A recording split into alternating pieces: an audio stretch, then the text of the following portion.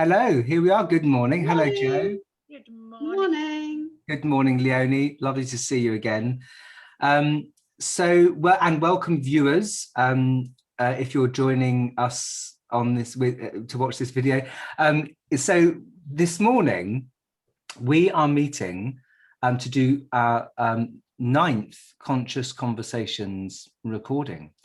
And we thought this week that we would talk about focus and staying focused and the challenges that many of us are facing in this pandemic. We're now into the second year, aren't we, of this global experience, and a lot of people are having to work from home, and of course there are a lot of extra pressures and concerns in people's lives.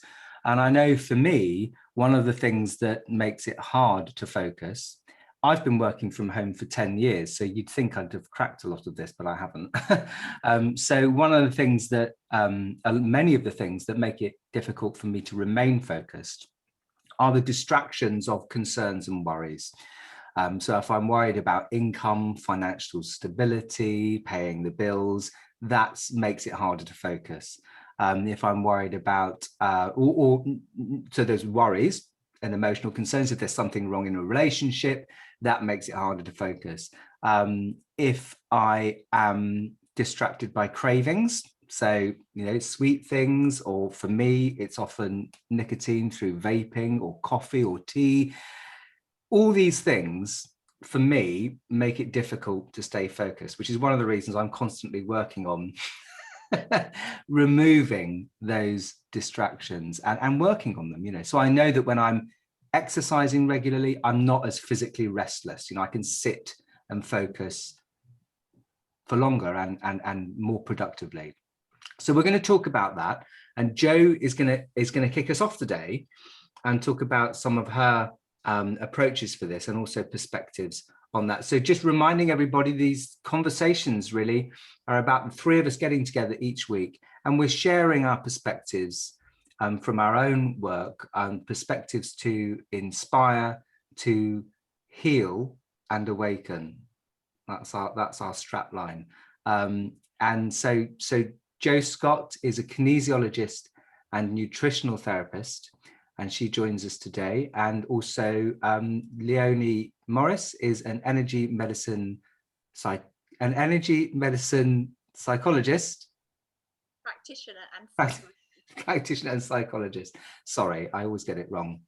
And I'm Mike Jenkins, and I'm calling myself a present moment awareness guide, but I'm running meditation groups for people to practice present moment awareness, which is something that helps me focus, funny enough, and helps me in many different ways. So Jo, would you like to start us off? I'd love to. Thank you. Yeah, I think it's interesting what you're saying then, Mike, about how these things can distract you, and like you say, particularly when we're working from home, it's very easy to get distracted. So I suppose some of the key things are a self-awareness, and knowing what those things are. What are those triggers? What are those things that will get you out of getting on with what you need to be getting on with, and thinking about how you counteract those. And I suppose the foundation for all of this, and for everyone, I suppose, what we're going through at the moment is about looking after our health. So as you're saying there, making sure you're getting your exercise, healthy diet, sleep's a real key one, because when we're feeling that we haven't had enough sleep, then we find it hard to summon the energy to actually focus, and it's easy to get waylaid. But also drinking enough water, and I know I keep sort of banging on about this in these conversations, but it's probably one of the simplest things that we can do, but it really does affect our energy levels. If we're dehydrated, we find it hard to concentrate, we can feel sluggish, we can feel lethargic, and we can actually struggle to get on with things. So I think the key thing I would sort of say about focus is thinking about what you want to accomplish in the day, in half the day, whatever it is, and to be really realistic. Don't overload yourself. As we create a great long list, and there's no way we're going to do it. And if you do that, then you just set yourself into a negative, because all you focus on is what you haven't done. rather than what you have done. So I think the focus is maybe think of 2 or 3 key things that you want to do.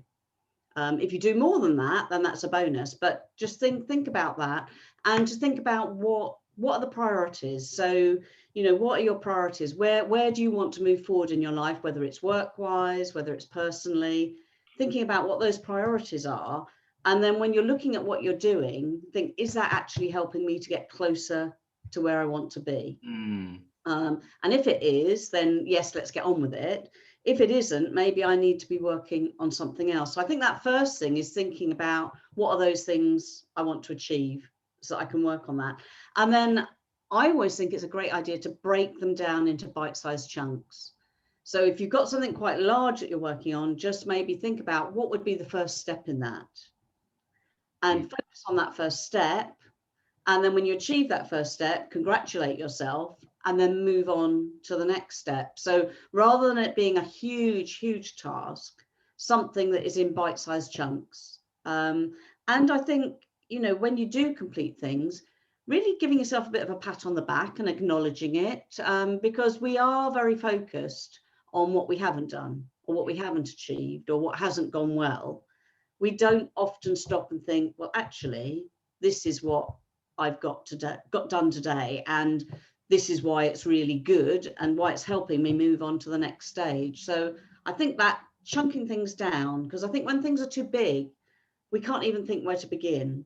So it's breaking it up, and possibly as well, maybe it's connecting with someone else. If there's something that you're finding challenging, connect with someone else, maybe have a bit of a brainstorm, maybe, you know, talk to that person about what you're going to do, share that, so that then next time you chat, they can maybe check in how you're doing. There's that accountability as well, because it can be easy if you've got things in your head to maybe think, oh, well, I was going to do it, but I haven't done. But if you've actually shared it with someone else, and you actually say to them, when we next speak, can you just check in with me how I'm doing?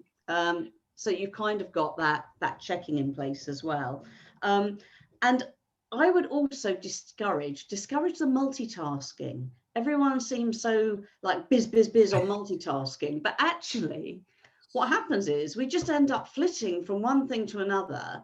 We don't really complete, and then we don't feel satisfied, and we feel like everything is just juggled around. So, and I suppose it links back to what you talk about, Mike, as well, that sort of present moment awareness. So being in the moment and putting all your energy into that one thing, rather than darting your brain around and losing that focus and losing that energy. So I think that's really, really key. And thinking of like energy as well, I always like to look at my sort of energy cycle during the day. And I know that in the morning, that is when my energy is at its best. As I get to sort of about 3 o'clock in the afternoon, I can definitely feel there's a little blip that goes. So I always think when your energy is at its best, that's when you need to do the most complex and challenging things. And then when your energy is a bit flat, that's when you can do some of the maybe mundane other things that you need to do, but maybe you can do without needing so much energy. So it's always good to sort of plot a bit and have a look. What's your energy cycle like? I mean, some people love working late into the night. And that's when they find they're really creative and they have their energy. And other people, it's got to be in the morning. So maybe have a look at your energy cycle and think about, when my energy is really buoyant, that's when I'm going to really get stuck in to things that need that energy. So I think that's, you know, it is all a lot about self-awareness and knowing more about yourself and sort of working with yourself rather than against yourself. Because if you feel really sluggish late afternoon and then you're trying to do something really challenging, it's going to be a struggle. So think about what works best for you. I always think, you know, you can have different tips and ideas, but it's picking what works for you. So when your energy is good. And I thought I'd share a little activity that really helps with kind of engaging the brain, because sometimes it's about engaging both sides of our brain, our left and our right brain, and getting them to work really well together.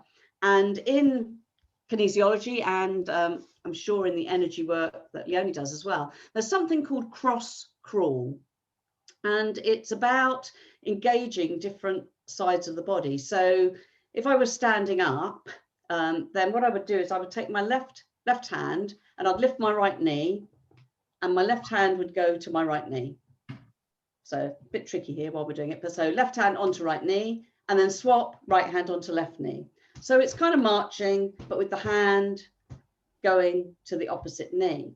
And this cross crawling is modeled on how babies crawl.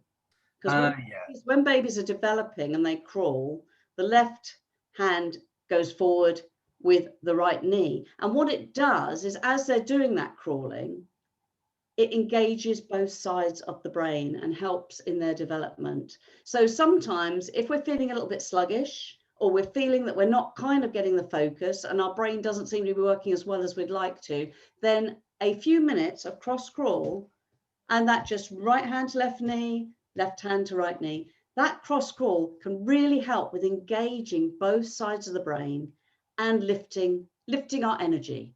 So, and I think, you know, when you're working from home, and if you find yourself seated a lot at, you know, laptops or computers, then get yourself up, walk around every 40 minutes, have a break, get outside, get some fresh air, and maybe do some cross crawl. And then you'll come back and you'll find that your energy will be revitalized. So I think it's about breaking the day up. And I think even more so when you're working from home, and maybe working in little short chunks of time rather than trying to sit for hours trying to work at something. Short chunks, short bursts. And I think that helps to keep the focus and to get great output as well. So hopefully everyone will be doing a little bit of cross crawl, and that will help everyone with their focus. Yeah, hear to that one. I love how wise and how practical that was, Jo. There's some really great tips in there, and I totally support that cross crawl. I actually have something I call the energy shower, and I ask people to do the cross crawl every single day. It literally doubles your productivity and your focus. It's a fantastic tool, so thank you. Presumably that's something you can do in a yoga pose as well, and actually, yes, not if you can get down on, you know, on the floor, do floor work, you can do that in that way as well. Yeah, and you can do it if you're lying on your back. You know, you can take right hand lifting your knees. Yes. You could actually be strengthening your core at the same time, couldn't you? So I guess any movement that crosses that. Yes, so even dance moves, if people are into dance, they want to do something that's about coordinating either side, then that's gonna, that's brilliant. And definitely I think even just sometimes if you're struggling with a problem or struggling with focus, I just walk around the block sometimes. It might only take 7 minutes, but it's literally march around the block or wander around the block, you know, do fresh air and change of scene. Definitely. Thank you. That's really helpful. Yeah. So I'm going to take us on a bit of a left or right tangent, depends which way you're looking, but you focused on the very kind of external clutter and of course the internal ability of your mind to have that full mind working left and right hemisphere in harmony. I'm going to take us on to a different internal distraction. So we have a lot of internal clutter that stops us from being focused. And I'm going to focus today on the emotions that get in the way. So how often have you been angry or upset or overwhelmed or stressed out? So much so that you literally just can't focus, and you get that book in front of you, you read the same page 7 times over, you get to the bottom and you've got no clue what you've read, and then you have to start all over again. So I want to share some energy techniques that help us to basically metabolize the emotion. It sounds a bit weird, but emotion is energy, food is energy, and we effectively have to take that on board and allow it to flow through us and get rid of it, eliminate it. And if we don't, our negative emotions have that ability to loop.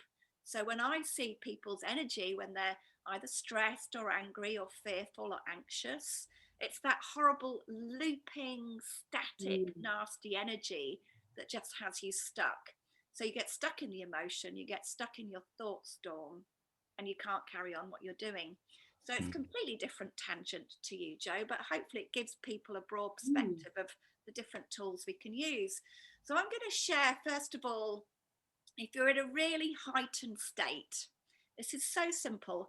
Ducks, after they've had a bit of a kind of anxiety attack, they've seen a dog walking along the canal towpath, and there's your lovely ducks sitting there, and all of a sudden they're into a state of shock.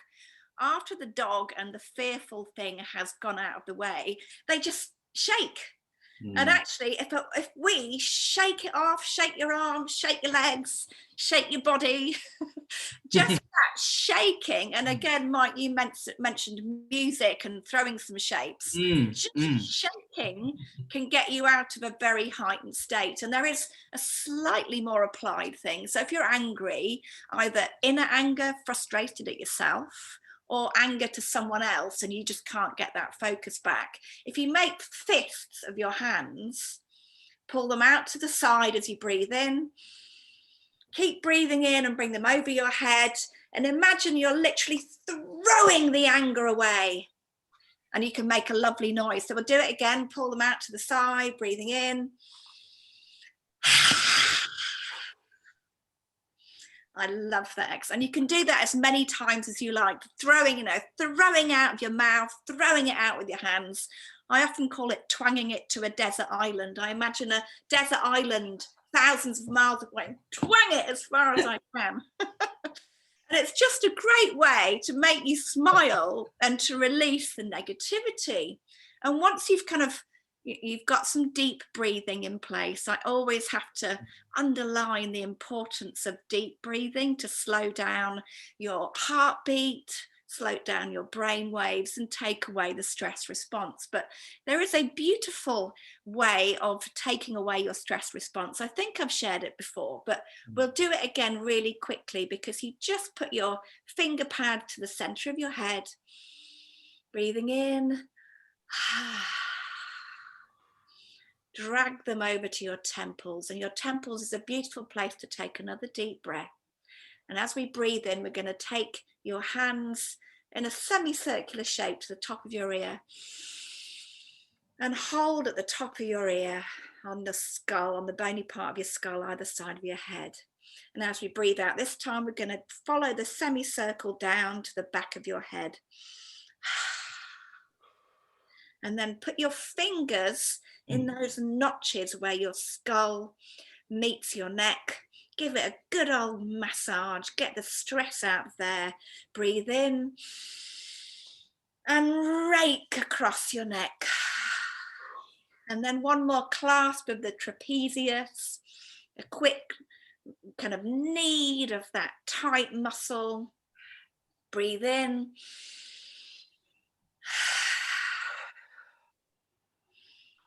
And pulling that onto your heart space. And that immediately releases the stress and the tension. You start to feel your chest opening up and your head space opening up and calming down. So I'm not going to do this in a slow kind of controlled way. I just want to take you through some really important points to allow you to release negative emotion. And I'm going to start with just one hand here on your forehead. We're touching here the kind of the brow ridges. Donna Eden in her book calls these the oh my God points, because when you're in that stressful state, you go, oh my God. And it's instinctual. These points are neurovascular points that immediately calm, connecting your whole nervous system, with your blood vascular system. So you're connecting blood and your nervous system, inviting a calm sense of deeper consciousness to sink into your energetic patterns. And if I use this other hand and we come in, if you draw a line from where your eyes are and put your hand to the bottom of that point, so clasping the bulge at the bottom of your head. If you're holding these points, this is allowing you to let fear pass through your body. So if you're fearful of something and you hold that fearful picture in your mind, and you hold your neurovascular points at the front of your head.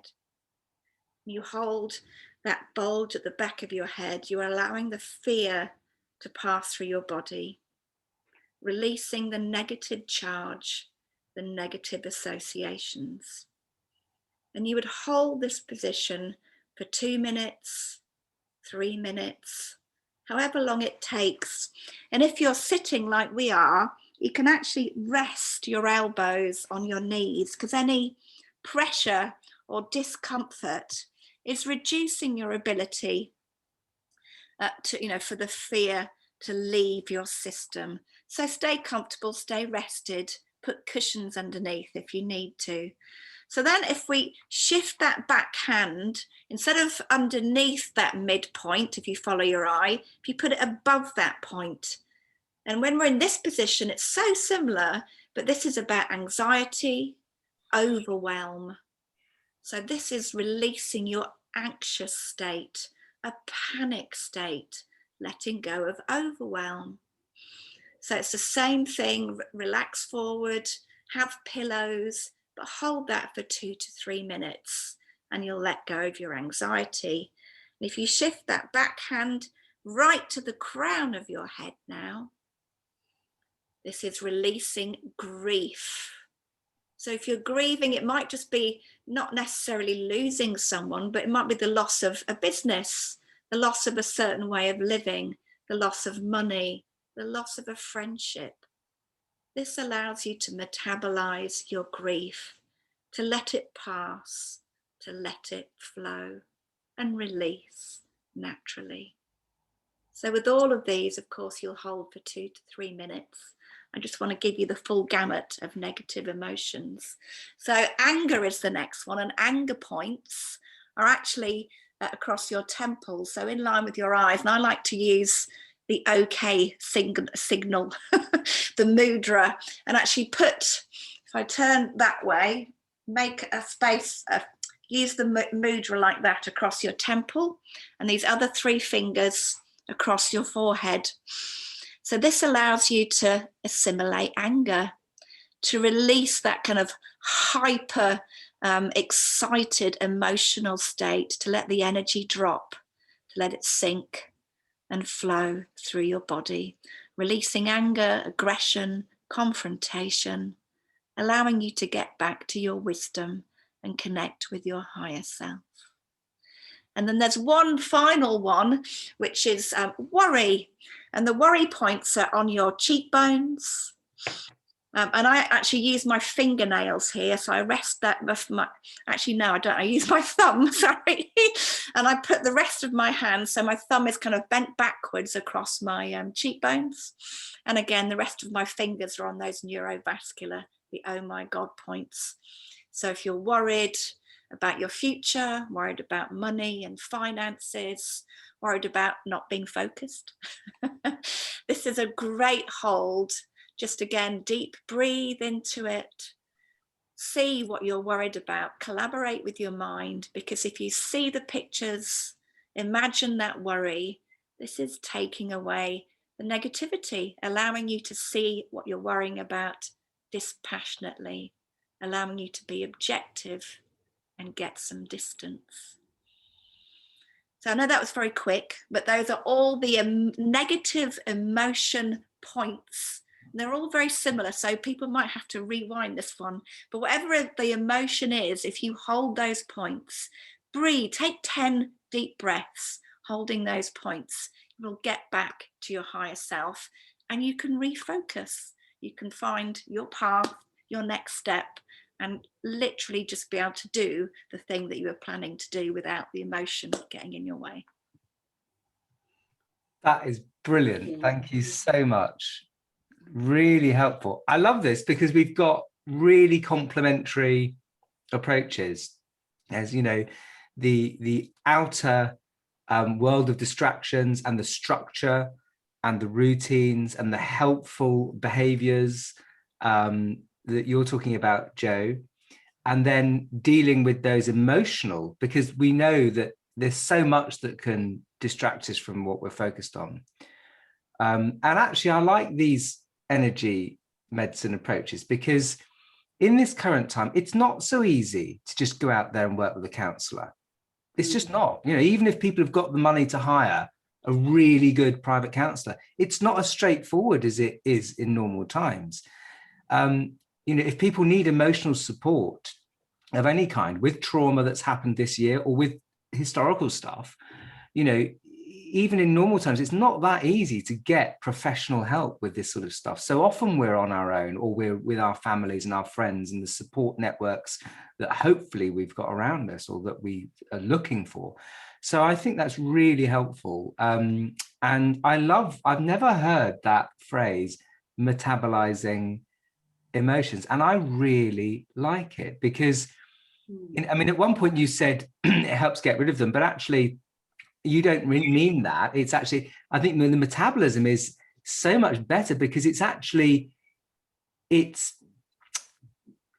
getting the nutrition from them. It's actually like saying that, you know, sorry, Leonie, say again. You get the learning from them. You process it, sit with it, learn, and then you can move on. Yes, exactly. So it's like, it's rather than resisting that and, you know, making us a negative self-image out of it, it's because I'm, you know, not worthy, or I'm a mess, or, you know, and kind of compounding the problem. I just love the idea of metabolizing it, of actually allowing that, you know, these things are often natural human responses, aren't they, to things that we go through. And then, so actually allowing it to flow through our system with these techniques, with the conscious, you know, I mean, like a lot of the stuff we talk about, it doesn't work really if we don't have conscious awareness, if we're not consciously and deliberately applying these things. I mean, for years, I read book after book after book and went to retreats and all sorts of things, but I never really applied the stuff I was learning. You know, if we don't do, you know, outside of the videos that we watch, outside of the book that we read, if we don't then take these, you know, approaches into our life and apply them and then go, did that make a difference? No. Okay, well, maybe not, that's not for me. Let's try something else. We're not going to know whether these things are going to work. And I just think that's such a helpful way to, well, it chimes with what I'm going to do very quickly, just for 5 minutes, which is, as I often do, you know, another moment of just simply sitting and resting, because there is just great wisdom in that. And my approach also is not trying to say we shouldn't be feeling all these things, you know, or I'm a bad person because I'm feeling it, or I'm a mess. It's actually saying there's something here that can allow this stuff to pass through. I just really like that idea of, you know, because a lot of my own work in this area is trying to, you know, encourage people to recognize that there's nothing necessarily inherently wrong in fear or anxiety or all this stuff, you know, that they happen. And sometimes we don't know why, and it's a mystery, but sometimes there's great things that we can draw from it. You know, there are nutrients that can come from it, you know, so it's like there's this great meditation, and other teachers do it. I think somebody's even written a book about it, about loving your demons.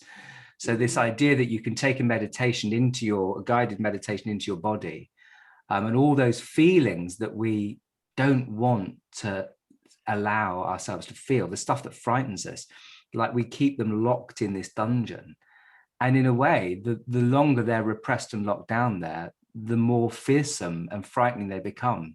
So actually allowing them up into the light is setting them free. Like Leonie says, you know, it's metabolizing them. It's actually, you know, and if we do, if, you know, sometimes people find that a helpful image and sometimes they don't, but, you know, the idea of it's just a kind of personifying these feelings really, is that actually they don't want to be locked in our body.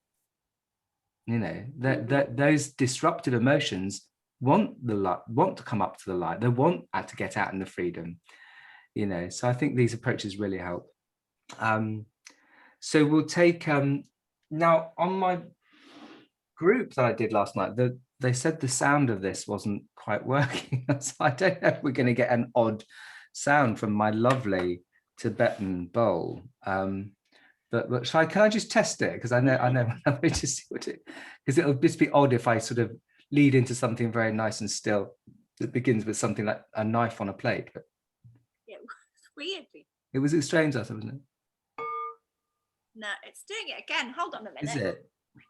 Yes, it is. It seems to sort of be cutting out almost. Does it? Do you It want could me to do be. it on mine and lead you in? Yeah, try yours. Yeah. No, it's cutting out again. I think it's to do with the microphones. Your microphones. I think it's Still carrying on this side, so yeah. it's too. What happens is I think the sound is overwhelming the microphone, so it's cutting out. Yes. Zoom often has this sort of automatic adjustment, so if there's a loud noise, it tends to cut out. If I do it more quietly, No. It's funny because the previous times it's been fine, hasn't it? I think something's changed with the sound settings. So I will investigate that, but it's another thing that's going to take a lot of focus. I'll have to and not be. So I think we're falling down there. So we'll just guide ourselves into it. So to take a moment then to just get comfortable where you are. So we've shared a lot in today's session. Lots of really excellent approaches and advice. So something that I recommend doing every day, if you can, is just checking in with yourself in this way. So it's not always about setting dedicated time aside for meditation, although I do think that can help. I think it kind of makes this space of openness more familiar to us, makes it a more obvious place to rest. But also it's about us getting conscious and just being curious about what is here.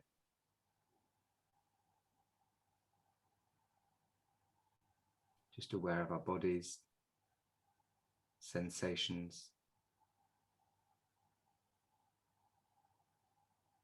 aware of all the content of this moment.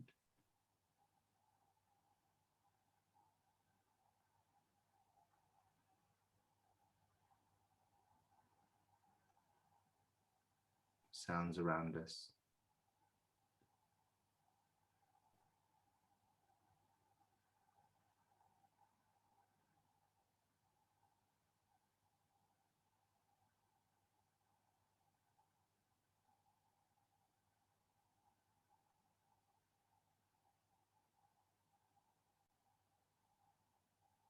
Just stopping and allowing things to be for those few moments.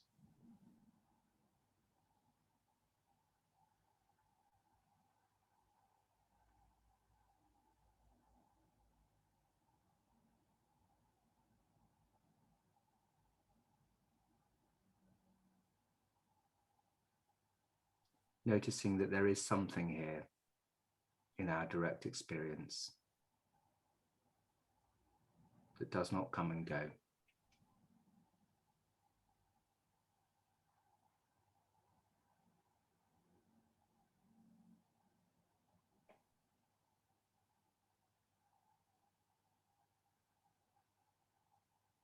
And that although we may be feeling discomfort or anxiety or sadness or grief or anger, there is also the capacity for awareness that we have. So the awareness of the feeling is not the feeling.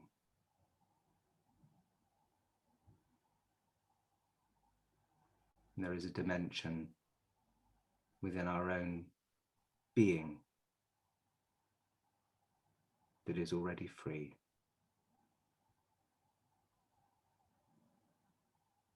And that does not deny any of those human experiences.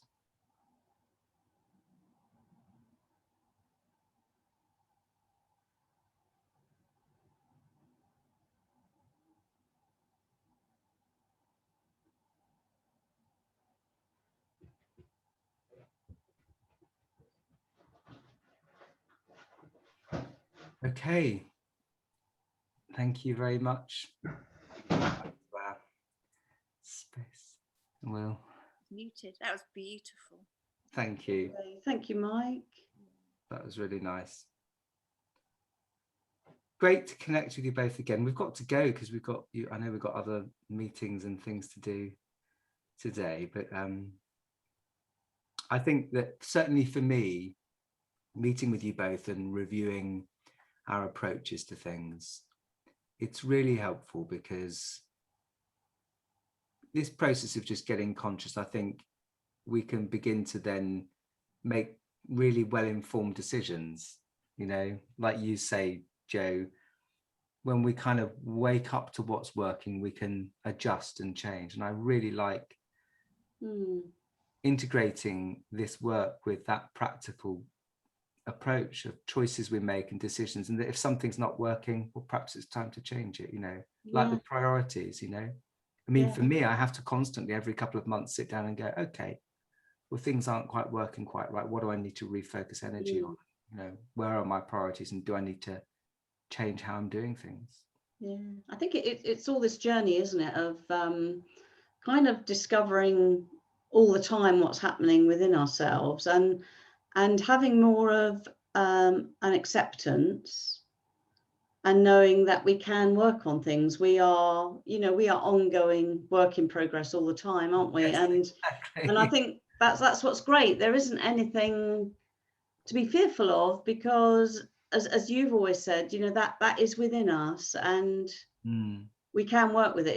It's just working on becoming more attuned to ourselves, isn't it, really? So absolutely. And that great, you know, sage spiritual advice that the way, the destination is the way, you know, that we don't reach this point where we stick a flag in and go, ah, that's it, okay, so I've arrived, you know, I'm done. You know, it's actually, it's the journey is, it's already, that is the destination. So we can relax a bit more because we don't have to rush to the end point and get to a stage where we've done it all. Yeah. You know, actually, it's an ongoing, present moment, ever unfolding, infinite process of creation. And we are a great example, aren't we? So I love the fact that we've all got more options and more choices when we come together, and hopefully the people hear those choices too. So the pressure's gone. There are choices. It's just a matter of exploring. Yeah. And I think it's forever, isn't it? Growing the toolbox that we have available. Because the more we have in our toolbox, then we've got, like you say, we've got more choices. We've got ways of working, haven't we? So yeah, exactly. It's really good. Thank you, you guys. Thank you very much. And thank you to anybody who's watching. We hope you're enjoying these. We do have plans for other events in the future, but if anybody has enjoyed any of our approaches, you can contact Joe. Joe runs a kinesiology and nutritional therapy practice. And of course, like everybody at the moment, we're offering services remotely via email and phone and Zoom and Skype and all the different ways that we can work with people. So you can reach Jo at her website, which is www.feedyourwellbeing.co.uk. Dr. Leonie Morris is a qualified psychotherapist and now works as an energy medicine practitioner and an energy psychologist. So if anybody would like to work with Leonie, you can contact her via Facebook. Leonie's having a website built at the moment, which will be live soon. But Leonie, what's the best email address for you if people want to write to you? It's still leoniemorris04@gmail.com. So it's leoniemorris04@gmail.com. And underneath the video, we'll have the links for our Facebook profiles and LinkedIn. So please, if you feel to connect with any of us, we'd love to hear from people. Thank you for watching. Subscribe to the channel. We're supposed to say that now, aren't we? Subscribe to our channels. I love, there's a phrase once that a friend told me that it's quite good to say at the end of a relationship that's perhaps not been working out, which is I have unsubscribed to your issues. Remember that. So of course you can unsubscribe as well if you have subscribed. But yeah, thank you for watching. It's great to see you both. Have a lovely afternoon. And yep, see you soon. See you then. Bye. Take care. Bye. Bye. Bye.